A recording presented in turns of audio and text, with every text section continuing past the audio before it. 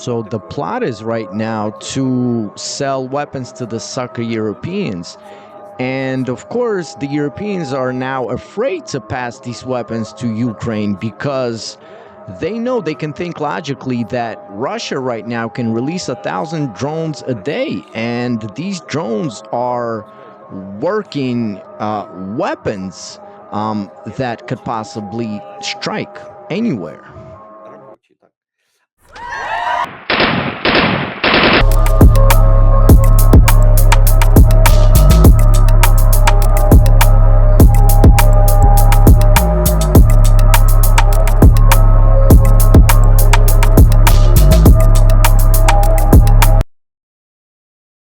Prove to me that you are alive. Sure. What's good, everybody? Welcome to Prove to Me that You're Live Lightcast. We call it a lightcast, but it's a podcast. I'm your host, NazareN. I have to say that because Google AI is giving me a hard time.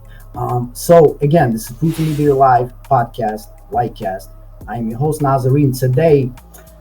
Today is an exceptional day, and I'm gonna say an intro quick, and then we're gonna switch. Today, all of you are going to see a hero in front of you, a true hero, not a hero on words, not a hero on some fables and stories far away. This is a real, true hero, someone that has dedicated his safety. He has sacrificed his well being for the greater good of someone else. And of course, I'm talking about the one, the only legendary Ukrainian journalist that has uncovered more than 2,000 cases of corruption cases in Ukraine, corruption cases that are connected to some of the biggest names that y'all have seen out there. So without further ado, the one, the only, it is our privilege and our honor, Nikolai Petichenko. I want to say this in Ukrainian. And I thought to say this to Ukrainians, and I mean to those Ukrainians that still have not lost that human side of themselves. The Ukrainians that still consider themselves Ukrainians, but actually still think about the people. My wife and I were watching the whole thing going on around Zelensky and corruption, and we were talking, and we're like, look, they're spinning another political theater around Zelensky. I'm like, look, how many heroes of Ukraine can you remember? I mean, real heroes of Ukraine that actually have done something for the people, have sacrificed something for the greater good of Ukraine. And of course, the first name that we remembered was Nikolai Petichenko. And all I want to say that Kolya, uh, he could have been like anyone else. He could have taken bribes. He could have left to America or Germany a long time ago. He's the kind of guy that will sell water to a whale. But he decided one day to go back to Ukraine. And throughout many years, he has sacrificed his blood, sweat, and tears to make Ukraine better for all of us, for everyone. So he is what we call a real hero of Ukraine. I'm not saying this with any irony. I know that you're humble, Kolya, but I want you to understand and for you to hear someone say this verbally. But this is true. This is that person that has sacrificed his health, his time, his well being, and many things that we don't know that go behind the scenes in order to make Ukraine better. So I want to say to Kolya, thank you from a kid born in Ukraine. Thank you from a human side. I want to thank you as a hero. So we will again give a round of applause to Kolya Petichenko. Okay, we can go to questions. I told you that I will speak Ukrainian and you speak Russian. Um, I just wanted to ask first, how are you doing lately? Thank God, after Germany, in America, I am stable. It's in all senses, it's 100 times better than in Germany and 1,000 times better than in Ukraine because what they turned my homeland into is not somewhere you want to be. So thank God we're here. Listen, so from a position of someone being grateful, I have this question because there are a lot of things that are going on geopolitically, especially with Zelensky, our favorite drug addict president that's probably not even a president anymore, but he was in the States. He was in the UN General Assembly, and we weren't shocked that he came. We were shocked at what Trump said and Marco Rubio said about that Zelensky's a great man. Ukraine is very brave.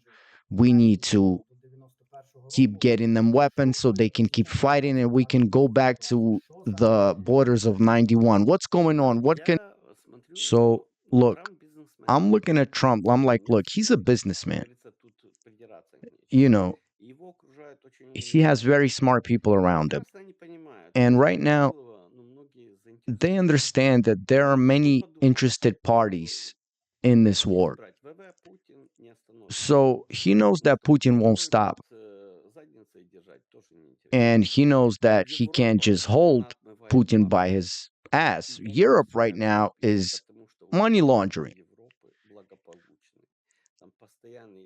And Europe is in constant problems right now. So, no, I'm here. I'm here. I just want to put you in big screen. So, what's going on is sell the weapons to Europeans. Europeans are scared. They're not going to give it back to Ukraine.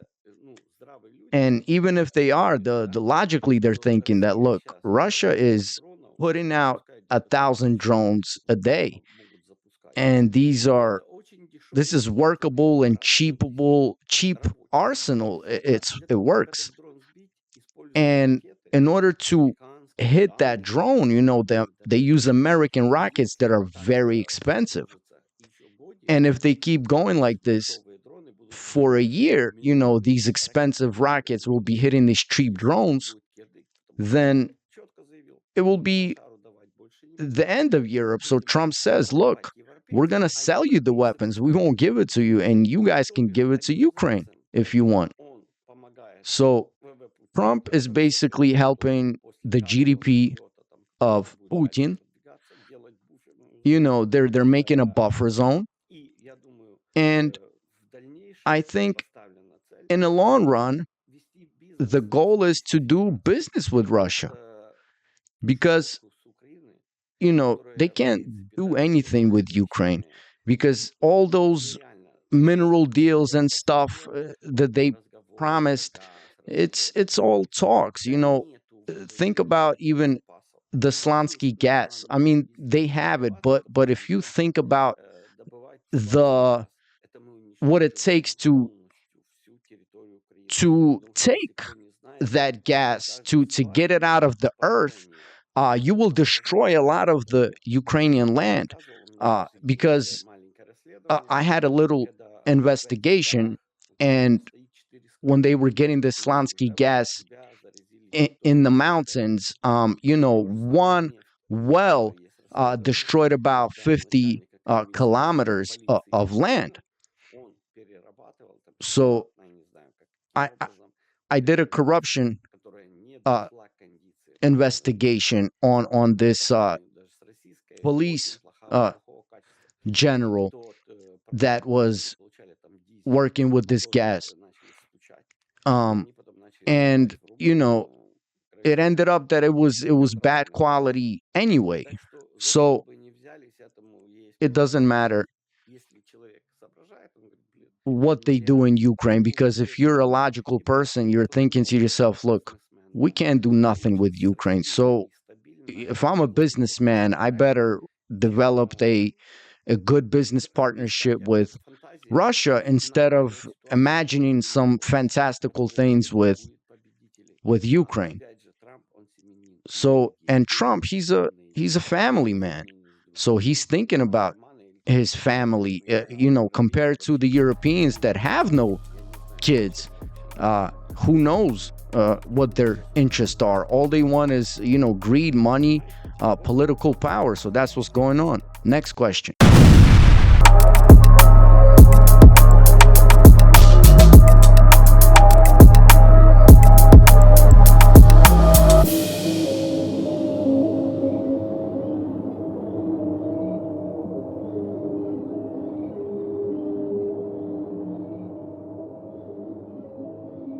Prove to me that you are alive.